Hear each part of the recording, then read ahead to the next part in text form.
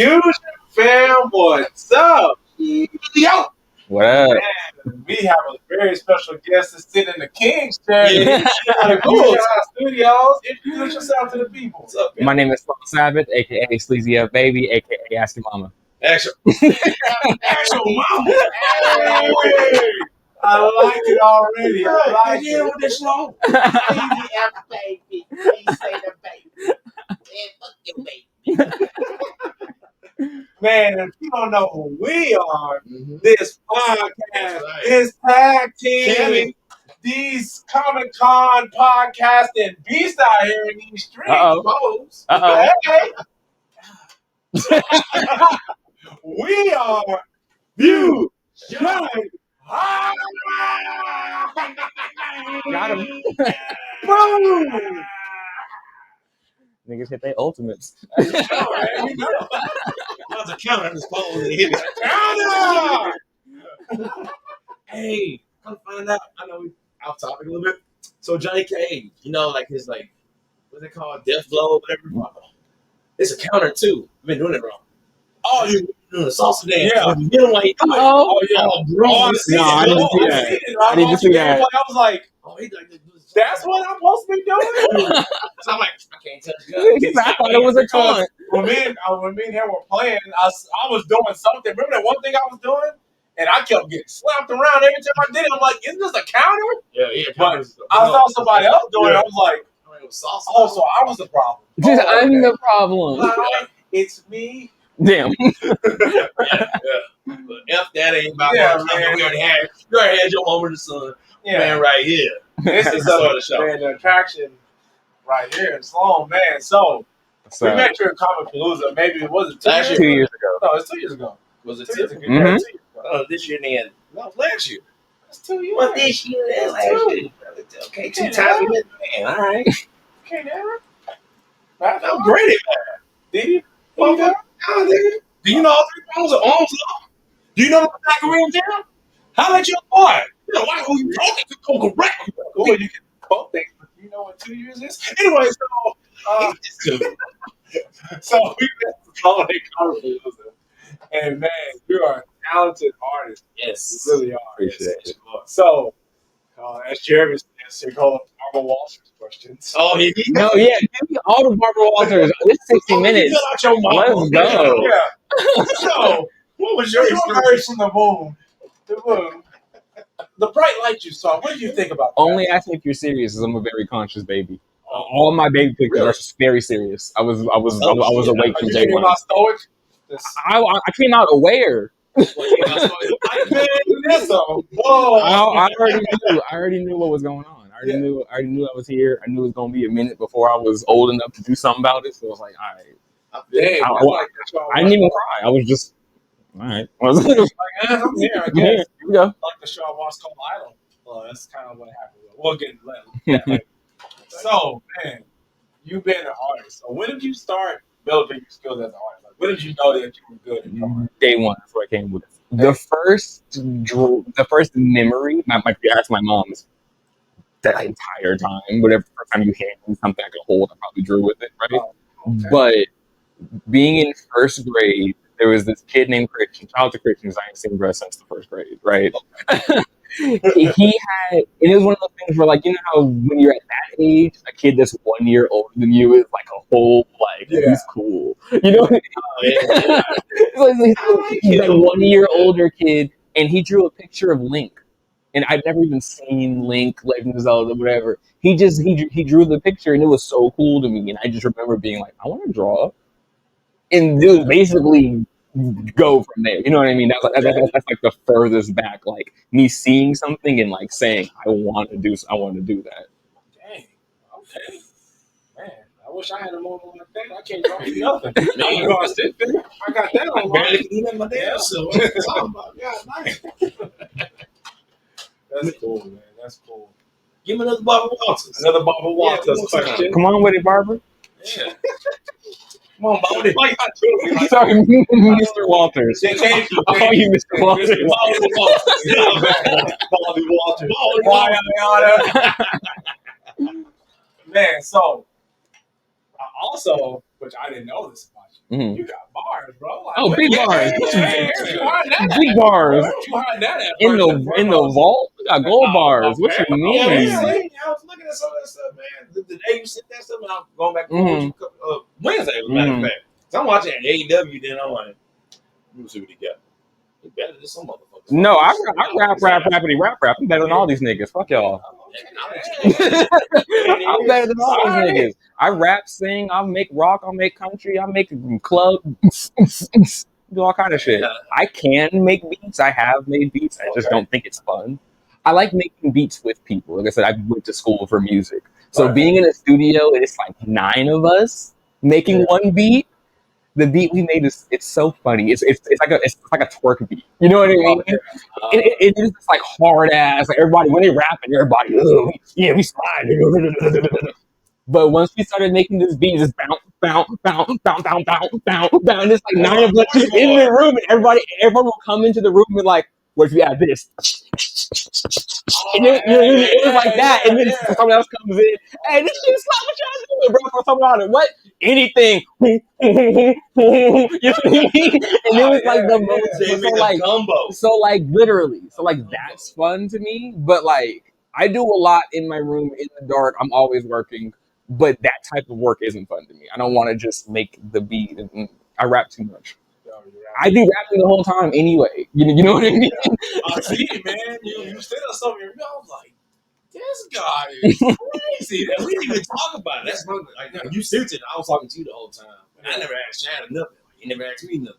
But I'm like, even my wife, I don't know if she told you anything like that. We talked to her. I was like, yo, you good, huh? Like, yeah, he actually is good. I'm like, fuck, all right. Because that's the thing is like everybody says, like when your friends, the people you cool and send you music, you be like, dang man, please don't be trash. No, because watch. Most of y'all niggas rap. I'm an MC. It's a big difference. Massive. It's a real big difference. Yeah, you know what I mean? I was listening. I was like, oh my. Y'all frozen. I was listening to music while I was like getting ready and setting up for the day. And I was like, oh man, let me put on some more of this stuff to see it. I just pick a random song. You just became my soundtrack. Hell yeah. So, what's one of your earliest memories of like really enjoying and listening to music? I can tell you mine, but I want to hear yours. Like, what's one of your early memories where you realize, like, man, music is for me? I'll give you the music fan and the music artist. Those are two different things. Yeah. So my dad, shout out to my dad, been doing real estate for 50 plus years at this point. Bay Area, California. He's sold like E40 and people like that, their houses. So they're not like, yo, we hanging out all the time. I've been to the nigga house one time. Yeah. I technically have his phone number. I can call him when it's time, but I'm not going to waste the phone. You know what I mean? It's like being in jail. I'm not going to waste like one phone call on some bullshit. Like, hey, bye. You know what I mean? But it's, you know what I mean? But it's like, yo, I'm on tour. And it's right. But saying all that to say, the kind of relationship that he had, like the access he has to music or whatever. So when I'm a baby, my parents played Sprinkle Me by E40 and his sister as a lullaby. You know what I mean? But it's the most Bay Area thing I could possibly say. But like that, that's what I went to sleep to. You know what I'm saying?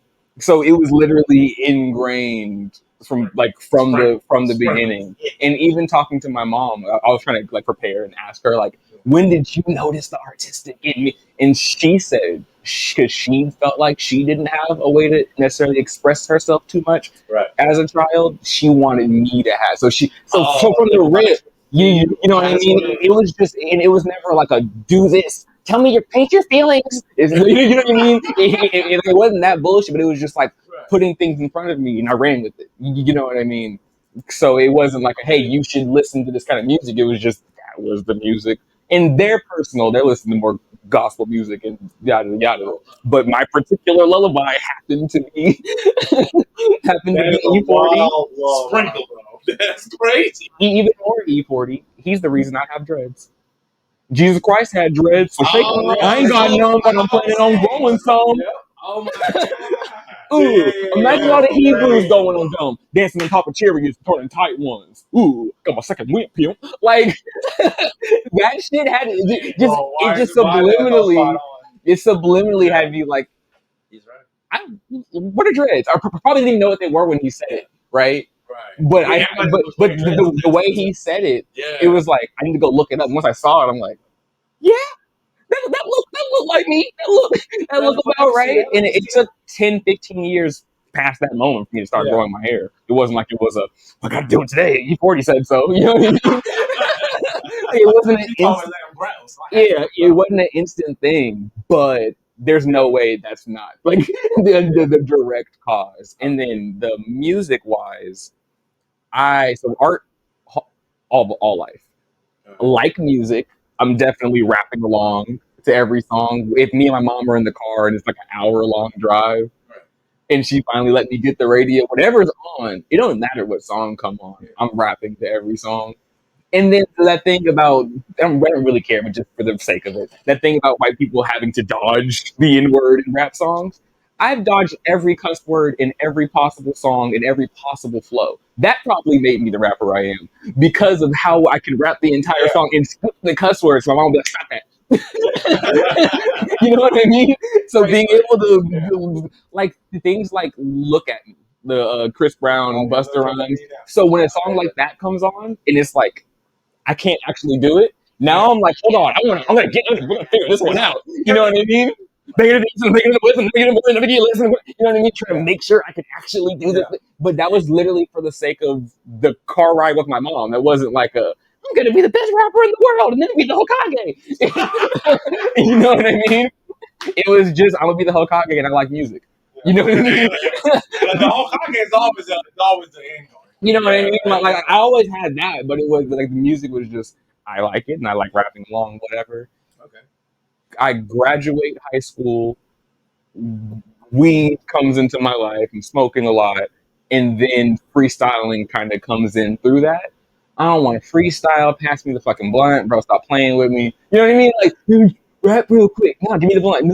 Just try it. Fuck you, give me the, you know what I mean? Like, try it. I was very resistant. You know what I mean? Like, I like music, and then the freestyle is the super remedial, basic. But mind you, at this is after high school.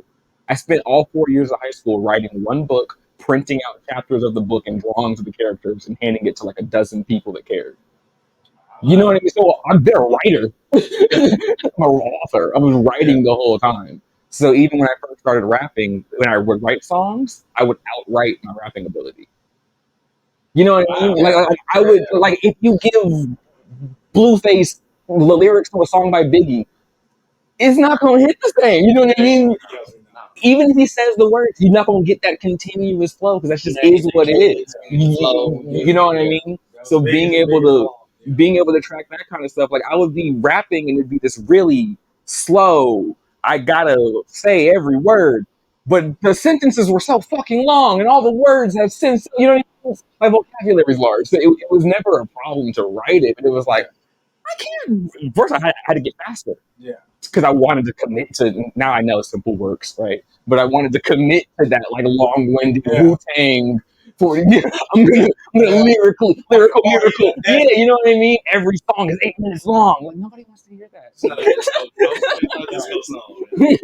But even then, right? Trying to find you can do disco wrong. Wait a minute. How you do disco wrong? You think you can't do disco wrong? I mean, just being the right way, the right kind of offbeat. Them cokeheads not gonna dance to that. They'll eventually figure it out. Like, you know what? We weren't dancing gonna be anyway, but this is just ridiculous. Yeah, they gonna. Wow, Chad, you did a show. I like back that type of show.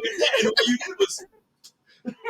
They're not gonna make it. But all that to say, so I'm kind of freestyling a little bit. It's kind of happened. Smoking a lot of weed. I love that. That was an instant like, baby, like come to me, right? So we went to my first concert was a Schoolboy Q concert, and that's the story of me getting high. So that's a different story, right? That's like my introduction to weed and how much I love that. For talking about the music part. So the second concert was a Mick Jenkins concert. If you've not heard of him, he's from Chicago. Dope as fuck. Super. He actually just put out an album like very recently. I need to listen to. But Go finish. I'm sorry. Going to that concert. So the second concert, loved music, and it was like the Schoolboy Q concert was like bigger, like a much bigger thing, and it was like grandiose, like this is crazy.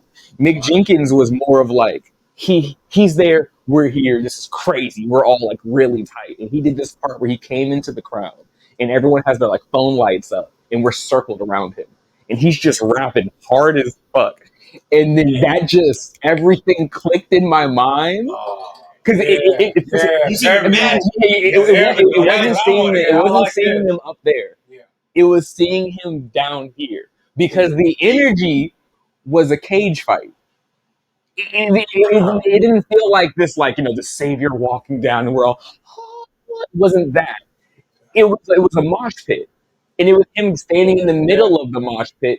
And us not breaking. It's like there's a barrier. You know what I mean? Like you're just like you're right. Like you're not gonna run at him. That's stupid. But you're getting as close as you can. He just no 6'5", quit reaching, I'm preaching. And it's just like, oh my god. You feel me? So the concert, amazing. As soon as we got to the car, we rapping our asses off. Wow. So it's me and two of my friends. One of them does rap and still makes music. The other one has, throughout the different years, made a couple beats. He's rapped here and there. Like, he definitely, like, he's not trying, but whatever, right? Yeah. But, like, at the time, at that moment, we was all rapping. Everybody was like, yeah, I'm going to do this and that and this and that and boom and that and hey, yeah. And we were just in the car and just, like, niggas was like, y'all are inspired. No, like, it was that. And then from that moment on, because weed was the way for me to meet people after high school. Like that's the way to get into the room. Oh, you smoke? Oh, instant. That was the. I would never ask anyone anything but, do you smoke? I wouldn't even talk to you if you said no. Do you smoke? No. Okay. I would go about my business. But if you say yes, we're probably instantly best friends. Unless you do some weird shit when we smoke. You know what I mean? Unless it gets weird later. But like the instant, like, oh, you smoke? Bet. And then it's just it's instant on go. So if you smoke, cool. Oh, you rap? Bet. And then it's just rapping. So now we're going everywhere. And my homie got a house where we all hang out in the garage. And it's like 10 people, but it's like 6 alternates every day. So it's like the 4 of us are always there, but there's always at least 6 other new people. Yeah. So like maybe these 3 come this time. Maybe you 2 show up this time. Maybe these 4, maybe the girls show up this time. And niggas be rapping like that. You know how funny it is when niggas think they can rap, be afraid to rap for the girls? Oh, yeah. It's the same thing of like, you're a boxer or some shit, but the girls are here now, you don't want to fight? Yeah. Oh, yeah. Women will let you know if you try. They gonna let you know. Vibe checks in the room. Like, if you have like a lot of girls in the room, you putting on music, they're normally the vibe check. No, the vibe check is so fun. Bro, you scaring the host. Shut up. And most girls over here, but there are girls that do, and the ones that do, you better not be no pussy ass, weak ass, fuck ass, lame ass rapper. What are you talking about? Never mind, I'm not gonna rap today. Right? I don't feel like it. I don't think I have anything prepared. I'm gay. Oh, shoot, man. So you say you're from Cali, man. So West Side. There you go. So you from Cali, and you say you did your thing out there. What brought you to Houston, and when did you come to Houston? July 16th, 2021. Oh, okay. I came on a 2-week vacation. Okay. Just ain't left, huh? It was 6 months before I realized that 2-week vacation was 6 months. Wow. So I only had 2 weeks of clothes. Like I just had that like one bag, you know what I mean? Right. So I went back home, got like 2 more bags. Like, well, I'm out. Move, right? To leave the rest of the stuff here, and then I came out here.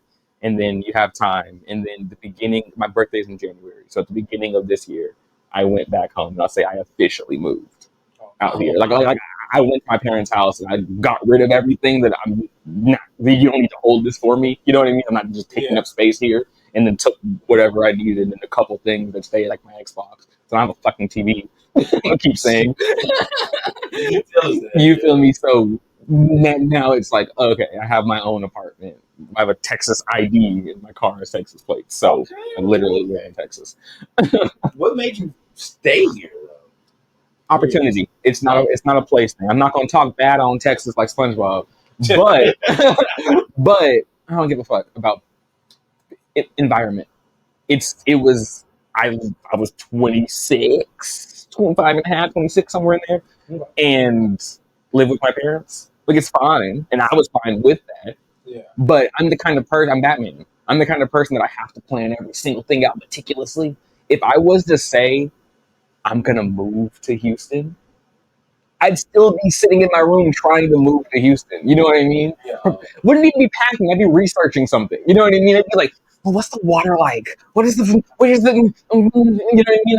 I gotta I gotta see every single thing. Yeah, I can see how that could be hard. You feel me? Yeah. And of course, it's always a woman. So, and it wasn't even like her influence. It was just like her energy. It was like, she is Sagittarius. So let me do some Sagittarius shit. Yeah, let me just not think. Let me just not plan it. The phone call came. Yeah, you want to come out to Houston? A couple weeks, see what. Blah, blah, blah. He said, Yeah, that was it. I'm not a. I don't sort of shrug. I'm not a. I don't do that. You know what I mean? That's just not. That's a very. You okay? If I go, probably not really. I didn't hear you correctly. Yeah. What? Wait, what'd you say? You know what I mean? So the fact that I just up and fucking moved is very off-brand. It's very uncharacteristic of me. But the opportunity to not live in my parents' house, to move across the country, move to a different state, live on my own, be a grown-ass man, yada, yada, yada. Okay. And not to downplay the Houston of it, I have had my eye on Houston for a long time. It wasn't as if it was completely random or like, where's Texas at? Or, you know what I mean? My dad's from Dallas. My mom's from Arkansas. So I'm country in my core. All my cousins are country. It's all country. We just happen to live in California, right? Yeah, that's the good thing about Houston. I feel like it has everything that you can need. Like everything. No, it's true. It's so fucking big and better. Yeah, I know, right? How dare you not have something here? Yeah, I know, right? There's room for it. Build one. Build shit all day, every day. Yeah. I drive for 8-9 hours a day. So the perspective on the you know what I mean? The perspective on the roading and traffic, it's not just like, oh, it's a mountain. No, every single day of my fucking life I deal with this. I see so many people a day. This is not like in Pennsylvania. That's where my wife was from. And man, we go up there, those roads are crazy. I'm like, how do y'all function? The actual road, the design of the road, or like the traffic kind of driving? No, more so the design of the road. Like, you got circles going into squares, into I had shit like that. You get on the freeway, and I'm like, oh man, I'm finally. Let me hit 75. That's how we get down in Texas. 55 miles an hour. On the freeway? I drive that in the neighborhood. Stop playing. No, yeah, they wildin'. They big wildin'. I told my parents everyone in Houston is either driving 20 miles under or over the speed limit. Oh, yeah. And when they came out here, I was like, see? Like, no, you think I'm exaggerating. It's literally Mad Max every night. It is so funny. We're not even that bad. DC is worse. Really? Oh, my God. Yeah, even the cops are terrible. I'm driving over there to DC. I remember the lights came on when I was in DC, like trying to leave and go back here to Houston. Cops flashed lights at me. I'm like, oh, what did I do? I moved aside. I was like, what? Damn. Like, it's like, it's bad out there in DC. Oh, my God. That is hilarious. Man. So, man, Birth of a Goddess. Yes. Oh, man. Yes, Maria Danger. So, we obviously like you. That's my baby. Yeah, we obviously like you. Gang. Oh, yeah. We like you a lot. Bro. We do. You cool people. You a cool motherfucker. I'm not just saying this. Right. Okay. Yeah. This was so good. Ooh. I read it like twice. Ooh. Okay. Now, I heard it from you twice. Yeah. I read it, and I was still like, what? We heard it from you at Comic Palooza. Yep. And it was different because it was an environment where everybody's loud, everything's loud around us. Right. So when I'm sitting here in the podcast room, chilling, I'm like, wait a minute.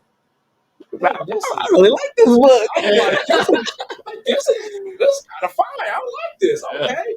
So I had to read again to make sure I wasn't being biased. Read again. It was really good. So I see on there this has been in your mind since 2017, correct? Naria specifically. Naria, okay. So like I said, I was writing books in high school. Yeah. Okay. I made my first comic book in 3rd grade. Okay. Oh. So I've been doing this, but so 2017, when I write down Naria as a character, there are 700 plus characters that I think are gonna go first. I don't go above. She's just like, okay, it would be cool if I had a character that rap because I like the idea. So the initial concept is an anime show.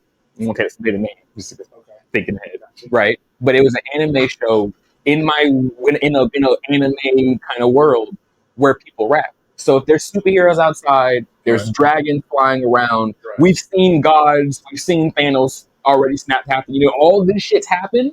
Right. What do you rap like? Because it's one thing to say you're gonna slap niggas like Thanos because you saw a movie.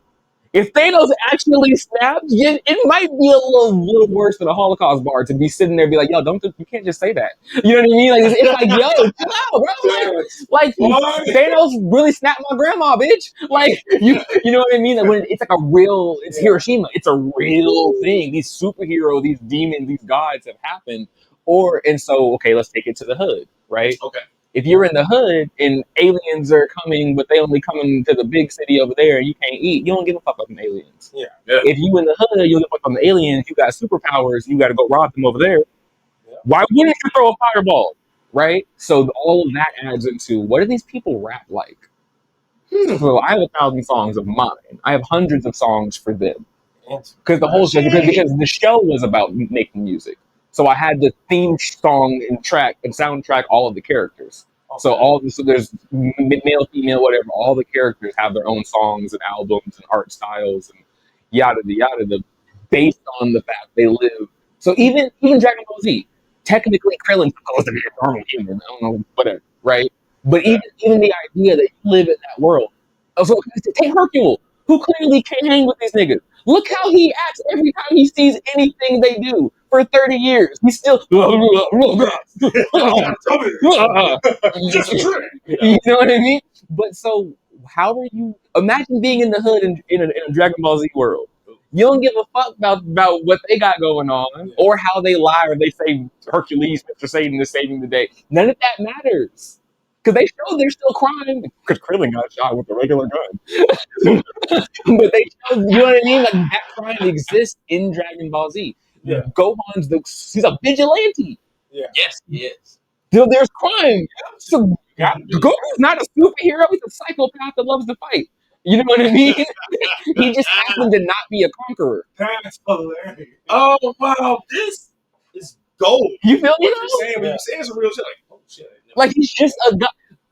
If a guy showed up right now and he was just like, fighting people on the planet, but it was like he went through regular channels and he was like the top MMA guy, but then did the top boxing and then the top like wrestling, but like strictly did the rules, switch styles every time. I mean, okay, right? But then when the aliens show up, I bet you niggas asked him to fight, right? You play some wrestling, boxing, MMA, man. Come here, come on. Come on, put him in an armbar. Kangaroos last week. Put him in an armbar. But then at the same time, not to even take it all the way there, I'll bring it back. Right. But you have someone like Muhammad Ali, who's showing or Mike Ty, who's showing these physical attributes, but then they got something to say, and they look a certain kind of way, and then all these others like, But when you Goku, you just over there punching rocks. It's like nobody fucking cares. Yeah. The government has never once showed up in Dragon Ball Z. No. Hey, look over there, like, nah, they got it. Right, like they don't even show up. No one's like, oh, something's coming from space. Like Invincible is raw. But I like how they're like, we need to handle the superheroes. We can't rely on them all the time, or whatever Cecil we talk about. Yeah. You know what I mean? But like having those different aspects, so bringing it back, the way I'm writing that initial anime was, what are the regular people? So you might use fire to light your stove. Like you can't Kamehameha down a building, but you can shoot a little.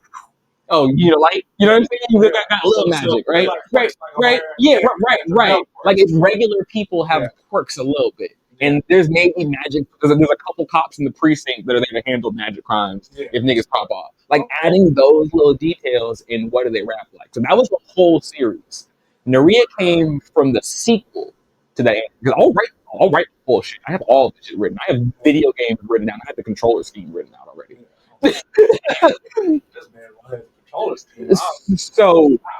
So I make the first series, and the main character is a Tupac analog. It's the idea that what if we have poetry? People have been rhyming words. I'm not going to invent rhyming. It's stupid, but poetry is a thing, and the first guy to actually put poetry to music is inventing rap, and that guy is very Tupac-y. You know what I mean? So in your story, this guy he a bald headed, hard ass, gangbanging, thugged out. What up, nigga? Okay. With superpowers, that character. Then he also has Tupac's, ability to stand up and do the right thing. Yeah. Like he's that kind of guy. Like that. So that's the first show, right? Okay. The sequel to the series. And mind you, that was probably like a 1 year gap of time. Right. But as far as me creating, like, this is a show, this is a game, this is a movie, there's probably like 30 stories in which I did a sequel to that show. It wasn't the next season. That show had 6 seasons. Like, I wrote the story of 6 seasons of their music careers, all this shit. Fast forwarded. In fact, I just moved my story chronologically. I just went into the future. And once I was a couple thousand years in the future, I was like, ooh, I should bring back the music show.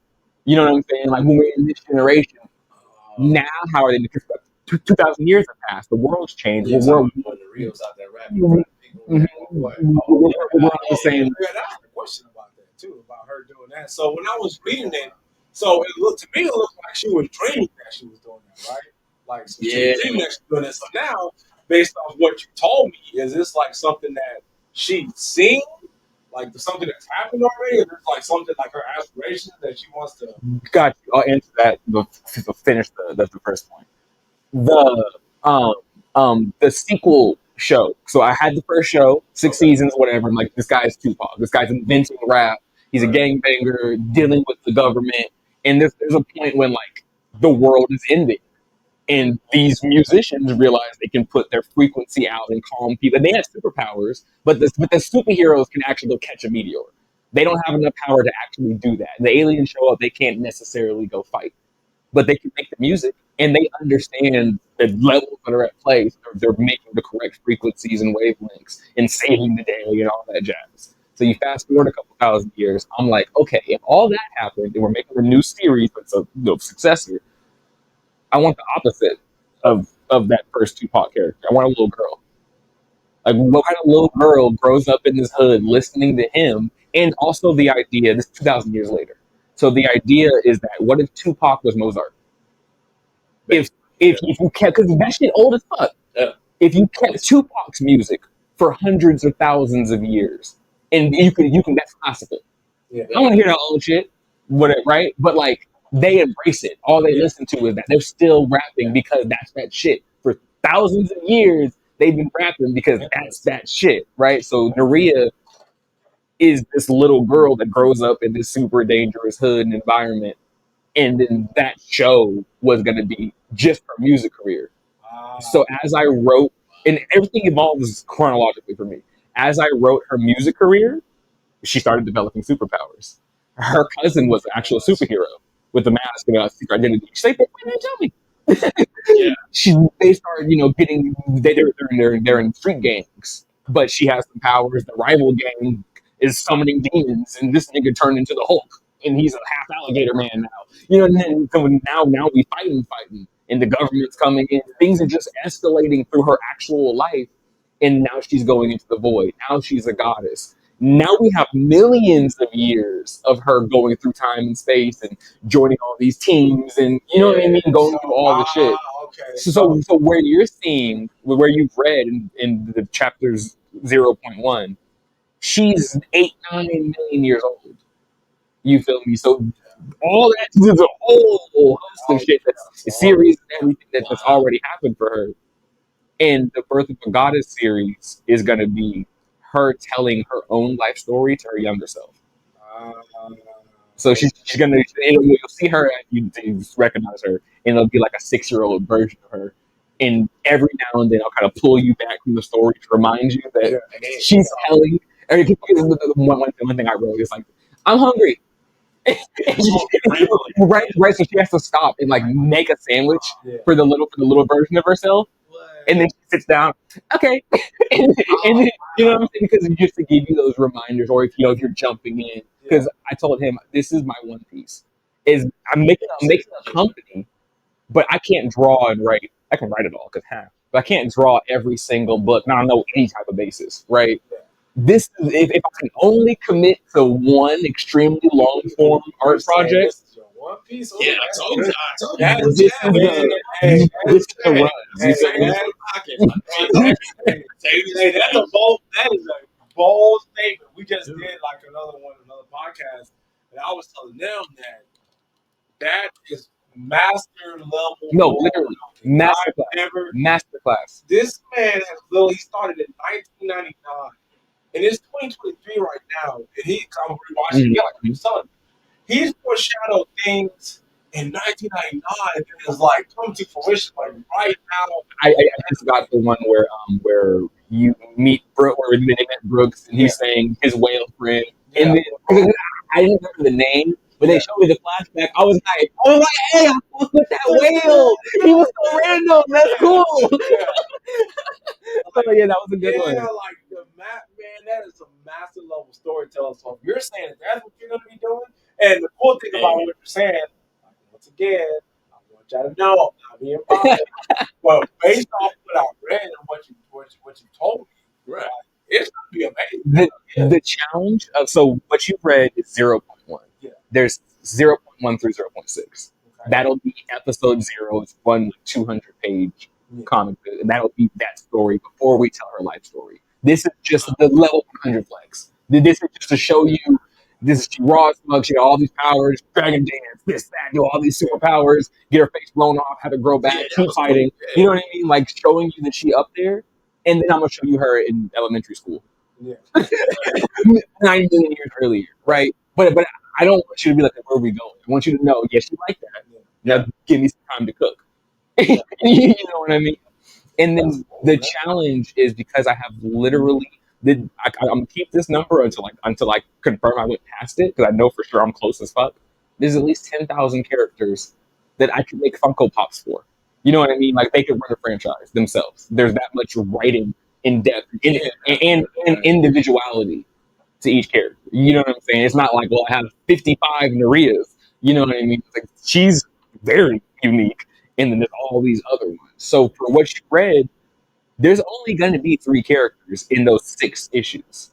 It's Naria, it's System, who's the AI, and the AI actually looks like a real person in the story. There's a character named Miola that looks like that. She's not blue. You feel me? But like that person matters, so they made the AI look like her. Yeah, right? That was pretty cool with the AI System, because it kind of was giving me the Halo. Very Cortana. Very Cortana. That's what I always was intrigued by their relationship, because Master Chief was a lone wolf. He had no one, but he had Cortana. And she could tell him no. Yeah. She could say, hold up, Chief, wait. Yeah. Could nobody else be like, hey, sir, fuck you? And he would just keep going. He said, I need a weapon. Don't you ask him which one. Give me your fucking gun and sit down. If he says, I need a weapon, I love the idea. He can walk people like, and he just take that shit. He's like, well, the rocket launcher. Johnson. Don't shut up. I'll get you a new one. Just don't let him have it. I promise you, he's gonna do so much more. Everything plus more with one rocket in a melee than you would with the entire tank. Stop playing. Yeah, it's like I read it too, man, and I was just like, like I said, you told me last year, then you told me this year. With my wife, me and my wife was like, oh, it was so like, because your art with it is just beautiful. And with storytelling that you put out there, and like even just you tell the story like fucking baller. I was like, really now? Really now? That really happened? Oh my god! But like, as you told the story, you showed us pictures, and I'm like, oh fuck. So you sent it to us. He was like, yo, tell me, you asked 3 questions. I was like, all right, I respect that. And, it took me a minute to get back with you that. I made sure I told you that Sunday. No, yeah, for sure. So I'm sitting there texting you stuff like that, and I was like, dude, you're gonna hook black women. They're my target. So my two target audiences are people that live for lore, like the idea of there's more. Like you're watching 4-hour videos on the backstory of the game you're playing right now. You know what I mean? Like those people. Right. And I'll say it this way: self-proclaimed bad bitches who read. It's not me saying, "Oh, she's a bad bitch," right? The woman who outside in booty shorts who's calling herself a bad bitch, but she likes to read. Yeah, that's because that's Maria. Yeah. Well, she a bad bitch. And she just looked like that, and she dressed like that, and she talked like that, messed up, and she do what she need to do. You feel me? So being able to relate, because if they don't like her, then we're dead in the water. The nerds don't like her regardless. She don't. You know what I mean? She don't have. She only got to be pretty. I see you. I see you. She only has to have one of the things. And the nerds, you feel me? Like they're guaranteed. But for the people that are like gonna take the One Piece route, that they're gonna be excited when they find out there's 1,000+ episodes. When there's this and that, they're like, oh, yeah, I can tell them it's 157 episodes, and each episode is technically 3 to 6 issues. It's a long fucking. If I was to somehow, which is not even a thing, right? If I was to somehow release this shit every week without fail, that's 3.5 years on a weekly basis. 3.5, and obviously it stops. There's just not. I wouldn't even pretend to be like, well, that's what we're doing. Fuck that. I wouldn't want to. I wouldn't want to read it like that either. Yeah. You know what I'm saying? You gotta have those breaks. But with just the amount of content that it is, right? So even me planning that and me making this my One Piece, and like I was telling him, take One Piece and think of I imagine if every single character that was ever on One Piece had the potential to have their own show, video game, book, even if it's just one thing. Maybe people don't care. Maybe they care for whatever. Yeah. But it's there. So you're watching a journey like One Piece, and you're very invested in the Straw Hats. But you meet Smoker, and you're like, no, that's my guy. Yeah. Go read his manga, and then you follow Smoker. Maybe you only kind of like the Straw Hats, but you fell in love with him. Yeah. There's like 15 Smoker video games. You know what I mean? Like being able to run and just go play that, and go follow all that. And then when the live action movie comes out, and Smoker in it, pre-order. There. Twice a weekend. You know what I mean? Like, and then it's like, oh, we win. That's my guy. That's my character. You know what I mean? That's why this shit. People, Daryl Philbin has a Funko Pop, and he's one of my favorite characters on The Office. Like, he's great, but that's like, that's random as fuck. That's so random. Exactly. Literally, Daryl from the warehouse. It could be any, but character matters so much. I told you how much I've watched The Office. Yeah. Character matters. I like The Office because it's character. Yeah. That it's the things that happen on paper probably are. The Office would not be that funny of a book. You know what I mean? It's probably not that. You have to not just see them. You have to know them. It's not funny that someone left someone in the field. It's funny that Dwight left fucking whatever. Yeah, you know what I mean? Like being able to do it like that, right? Because Michael is so stubborn all the time, man. Yeah. He told the wife, leave me out here, I can do this. But then that boy's dying within 2 minutes. When he's about to eat that mushroom, then Michael, no! He tackled him. But just like, again, because it's them. Yeah. Right? If someone shoots a gun in The Office, okay, that's dumb, bad, whatever. But if Dwight shoots a gun in The Office in season 8, it took you this long to get in charge, and you instantly fucking up. Just like that. Like, you know what I mean? Like, that's where the joke lies.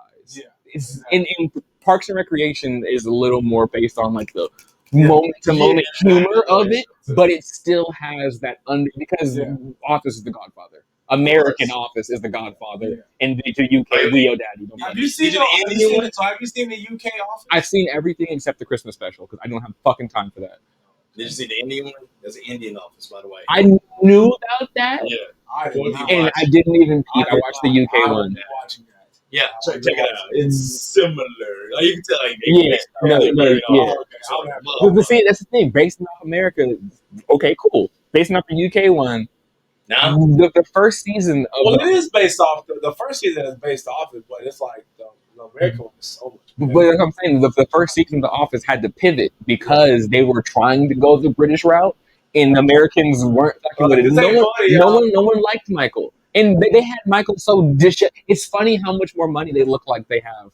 As the season progresses, everyone's all frumpy and disheveled in season one. They all sad. But they hate their and it's like poor lighting. The Office is like blue. It was very It's all bad, right? And then Michael's like my favorite way. You'll appreciate this. My favorite way to think of watching The Office and to think of Michael Scott is as a horror movie, but the horror is cringe. It's not a jump scare. It's not a violence, but it's the cringe that Michael, or someone like him, will bring to you. Chad mentioned something like that when Michael, I think had his Oscar, right? That's slow. And you're like, stop! Why are you like this? I have to. Take that and run it through all 9 seasons. Because what are you doing? You're doing your work, and here comes Michael. What's he about to do? Right? He's about to interrupt us. We were doing in the episodes when he's gone, they do all of their work and then have the Olympics. They don't do the Olympics because he's gone.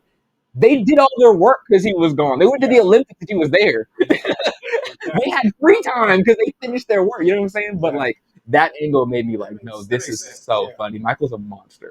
Like I love him, but the way as soon as he'll even like come around the corner like, ooh, and you're like, oh shit, he about to get him. He's about to get him. I like when he looks through the window and he's all like, oh, here I come. Right. As soon as he opens that door, they're like, you try to look busier than you actually are. It's like, please, Michael, I have actual work to do. And even though he's the boss, they're like, I have work to do. Can you please stop? Like, back to Birth of a Goddess, man. One thing that I did notice about this, and I wrote this down, and it's so funny because I would never say this in like real life because it doesn't make like I don't really care, but it stands out to me. Colorful language. What? No,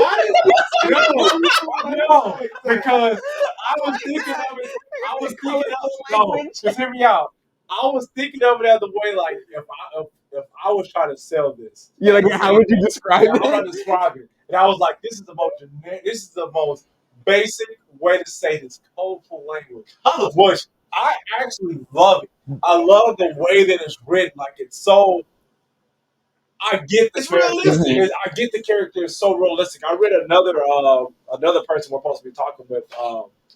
He had an anime and it's about bowling. And it's the same concept. Like the language is so relatable. Cause like it's like the Marvel comics. Like I don't mind like it being written that way. It's cool. I don't mind. They came back in time too. Yeah. And there'll be characters that talk like that, but it'll make sense when the giant 7 million-year-old robot knight shows up. We don't hear you bullshit. He better.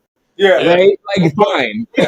But since the day you all be fucked by ye. Right. And I was reading this, and I have a line that I laughed for like 2 minutes straight. Oh wow! And I quote, let me get to it, please. The thing's still thinking. When she was in the mirror, I was dying laughing. Because like she's being really serious. She's like, this is I've been alone for a long time. This is rough. Performing for I'll segue to answer your other question you asked. She's performing for AI crowd. The whole crowd is AI. So saying things like that and then going, thang's still thanging. And then she goes back to it. And that's something I've noticed about her is that she seems very lonely. Like she just seemed all by herself. The only thing on the ship, so there's an AI on the ship, that's system. There's a little like circular cat emoji thing floating. That's a hallucination. It's not even like system doesn't see that cat. When she says when she says a bitch been bored, it says how bored a bitch been. That's in her head. That's not even like that's not even there. And then there's a golden like Puma that's walking down the stairs. That's a statue that she animated because she can. She's literally alone. You know what I mean? She's like she's fucking SpongeBob. The game's all here. Got a chip, paper pen, penny. Like she's on this. So the spaceship is the size of a universe. Yeah. I'm not depicting that in the book because it would be her walking through the hallways for months. That's right. Yeah, but the way you did it was cool. like in the anime version, I'll give you some time to see how big the ship is, right? But I don't want to draw the corridors. The whole episode was just zooming out of the ship. The episode's over now. He just took 22 minutes to zoom out. It's the size of a universe. It's meant to travel from omniverse to omniverse, and they hold multiple universes. So it's like built to be big. It is built to have a full like system as an AI. She's like one of the most powerful of all time. So she can run the ship by herself. Without system, it would take like 50. I think it's 50,000. It's a 50,000 person crew, purely to like consider flying it, like to consider fully staffed for flight. 50,000 it's 50,000 because it's a size of a freaking universe. Right. Like it's 50,000 guys that think real fucking fast. Not just like 50,000 guys on payroll who are like, I want to go home. Like, you don't get to go home. Like, no, this is your home. Your shift is like 6,000 years. Like just the time it takes us to fly there is the. Even you get off when we get there, you're strapped in, dog. You're strapped in. But so, and she says it a lot. Like she's alone. There were other people on the ship. Right. Where are they? Right. So we're gonna have to get to them. That's gonna be in Birth of a Goddess. You know what's funny? It's not. Okay. So I wrote. So the way I have this book, it's the way I said 3.5 years. It's roughly, if I put it as one book, which is not, it's like 3,000 pages of comic right now. That's Birth of a Goddess. Man. Before I wrote 3,000 page Birth of a Goddess, I wrote 2,500 pages of a book. I won't say the title of, because I know my brain's giving me these marketing things. But I wrote a different book, and it was Naria, me as a character, and Ogun, our third, as the character. And that story was about them. In those 2,500 pages, it's in game. It's literally final boss, end of the line. Because it's cool to me reading it. I've seen all of my shit and read all of it. So when certain characters pop up, it's as many Funko Pop characters. It's this many characters. I mean, it's like they're all that different. You know what I mean? That's the kind of story that's happening in those 2,500 pages. It's focusing on these guys, and they're going to fight the main bad guy. That story's simple, but the world's so big. Or this universe, and this universe, and this universe. When they fight the first big bad guy, they're in the ship, which is called the SS Yozara 3, because there's 2 other ones.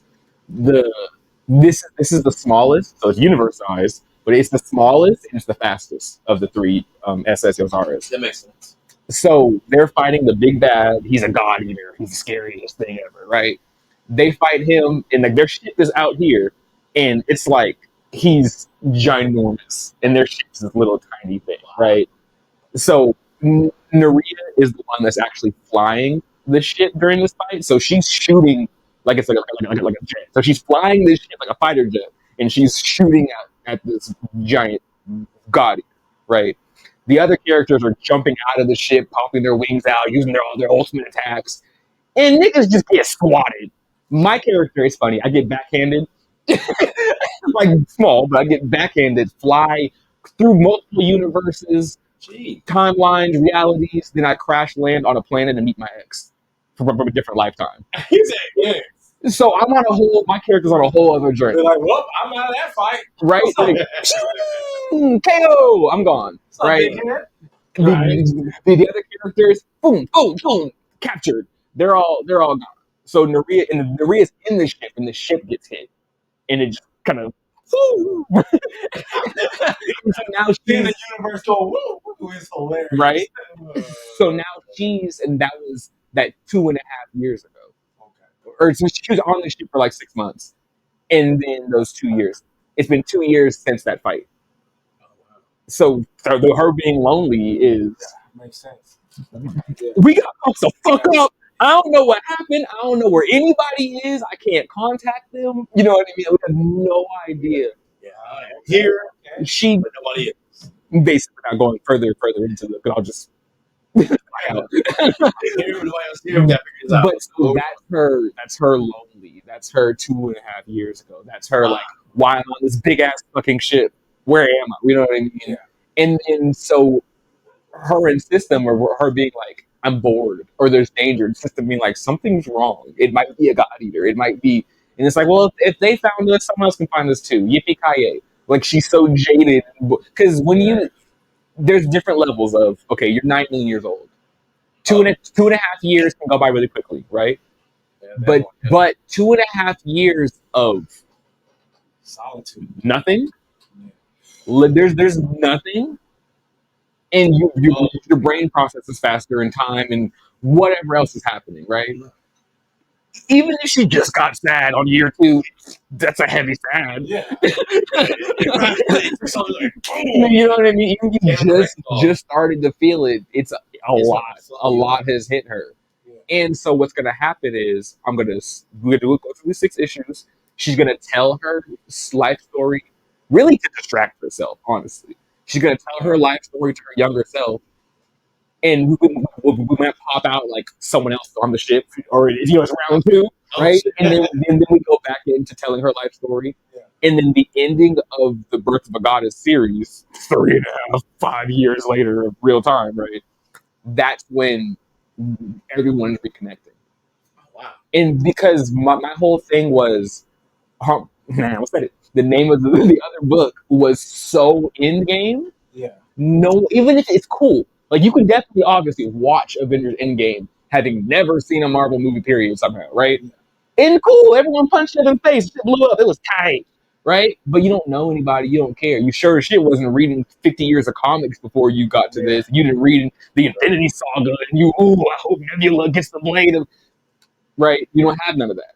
So the fact that there's none of that attached to those 2,500 pages, but it was so heavily, it was all callback.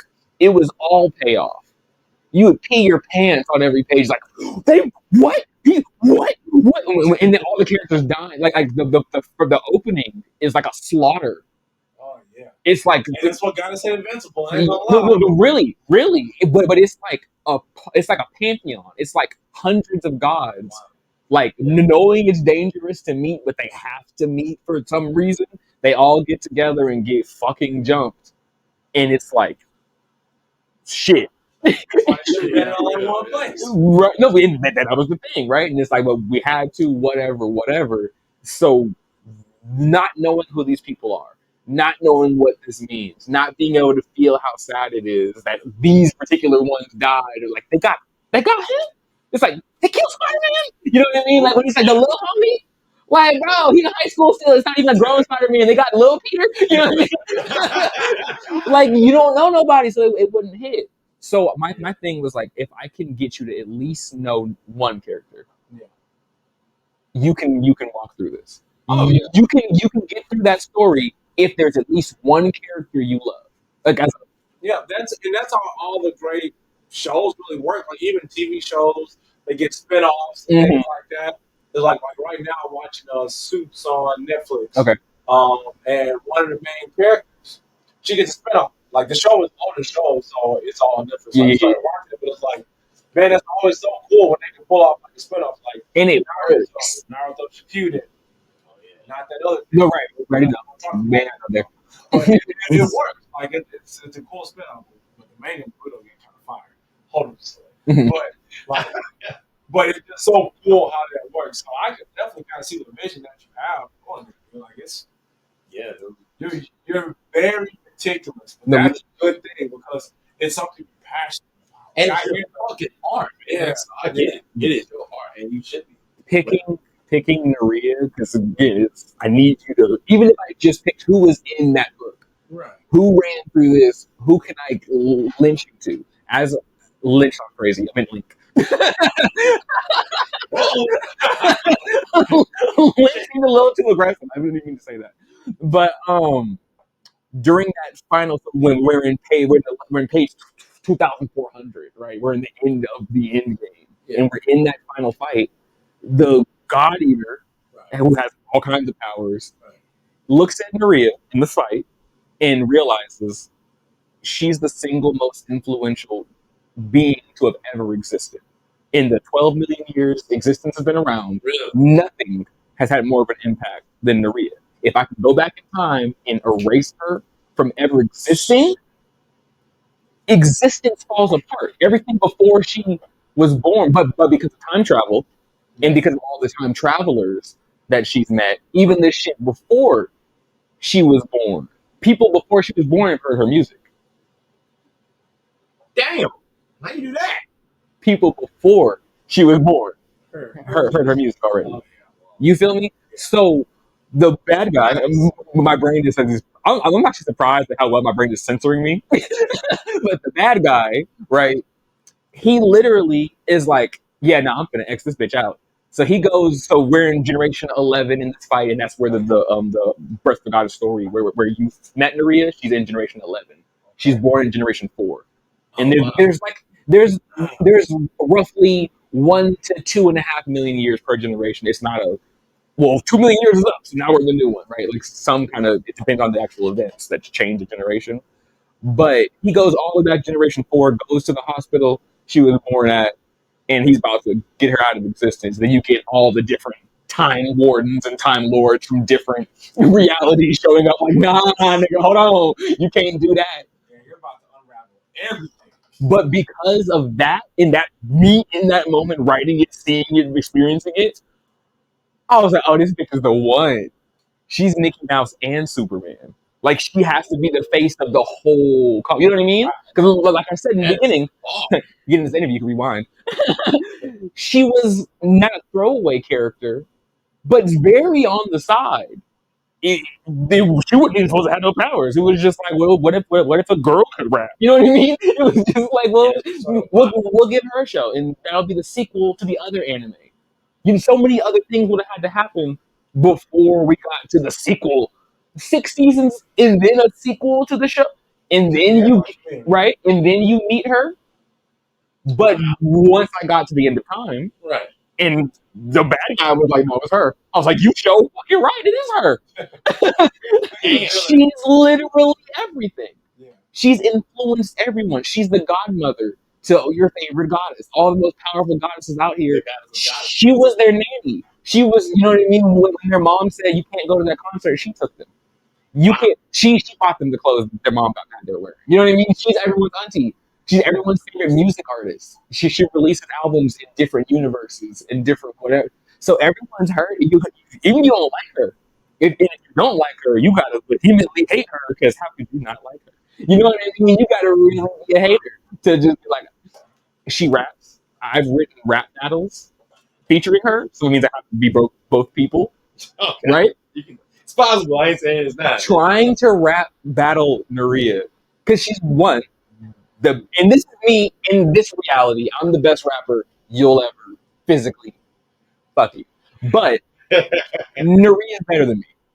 It is what it is, right? She's so much better than me. She's so much cooler. She's so much harder. And then look at her, right? On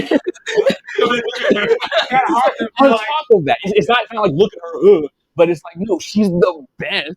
And then look at her. How do you beat that? Yeah, so even my favorite, I've written a couple. My favorite diss against her, it's not really a diss. So when I have my Tupac character back in the day, he has a Biggie character, right? And the Biggie character is actually a white dude named Big Ox, and he's like 400-pound, 7-foot tall giant from Russia, but he Biggie. You know what I mean? Like he get down like that, but he's like really like one of them. So fast forward into the future, and they're all gods, and yada yada. Time don't matter no more. she gets for fun. She's rap battling this Big Ox character. So this is basically Naria in a rap battle with Big, right? And the hook, body that fine, I might just catch this bitch for free. Body that fine, I might just catch this bitch for free. You know what I mean? Like you can't even you can't call her ugly.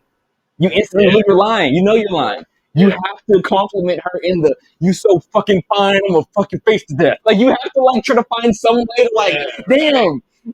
GBG. So she's in a gang. It's called Grove Block Gang. So GBG, the GBG is gang bang gang. I guess we fucking right. You know what I mean? Like trying to get like trying to find the digs he can take because you can't call her a hoe. Like that's you're coming up with nothing, dude. Like you're trying. Yeah, like that's the whole thing. It's like you're trying, but she's so her. Yeah. What else do you have? Yeah. You know what I mean? It's true, man. You have thought this all the way out. I can't wait to see what you come up with next. And every character has this much depth. Yeah. So that's gonna be cool. Like you're gonna need to call like 3 or 4 of you, probably like 10 of you really. But like a few books. Yeah. But look, I need money. That's all I need from a camera. All I need is money. That's it. I just need funding. I do this for free. I have to literally, legitimately do a lot to not do this. It takes a lot for me to turn this off. Yeah, you're an artist. I dissect everything I see. I can't watch a show and not be like, who wrote this? Who's the ADR supervisor? You know what I mean? Like shit like that. So if you make a movie, example, Thor Ragnarok, universally not a great movie. Fun as fuck to watch in the theater. For me. Cool. But look, that's the part that doesn't matter. That's what I'm saying. Because I'm such a critic, after the movie, tore that shit apart. Tore it to shreds. Horrible. In the theater, I had fun. Whatever my day was, whatever I was feeling. I don't often have 2 hours. Yeah, Marvel movies have that ability to do that. Like it's such a big thing. Well, I guess the season is too. This phase is, but they have that ability. It's in theaters probably better. Right. I watched that. I was a fan when I watched that. I was okay. Sure. And I was just like, what? But see, I am her. It puts you into critic mode. So for me, I'm in critic mode by default. So it's fun. The critic hat wasn't on for the whole movie. And that's what I'm saying. It's bad. I know it's bad. I had fun watching it because I wasn't sitting here like, okay, who directed it? Oh, that's bad. I would have done this. I would have color graded that differently. I would have changed this. I would have had, if Sith had her wing, okay, I'm not even watching the movie anymore. I'm just sitting here on my stand with Nick and shit, like, ooh. That's funny, like, but that's true though. Cause when I watch movies, cause I watch so many like that, like anime, I watch like so much of it. Sometimes I get into the whole like critic bag. Like, okay, I see this, man, I should change this, but I can just turn it off. Right. And be like, okay, cause there's some movies that can be fun. Like I watched Transformers Beast Wars. Sure. Fun movie. Yeah. Right. Not the best. Michael Bay and his crazy explosions. Yeah, make this one. Oh, I couldn't tell. That was a random explosion. Bro, the robot was fighting somebody. Nothing blew up. All of a sudden, this dude turned around. Boom. I'm like, what?